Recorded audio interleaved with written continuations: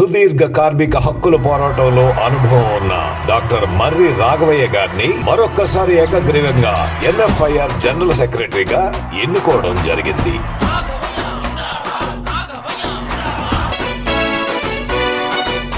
అడుగులోన అడుగేసి వస్తున్నది అదిగో కార్మికుల కష్టాలను కడతీర్చగా అదిగో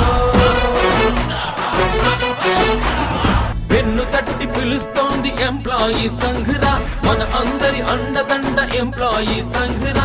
దీక్ష పట్టి కూత పెట్టి రైలింజను సాక్షిగా, రైలింజను సాక్షిగా, రైలింజను సాక్షిగా అడుగులోన అడుగేసి వస్తున్నది అదిగో కార్మికుల కష్టాలను కడతీర్చగా అదిగో.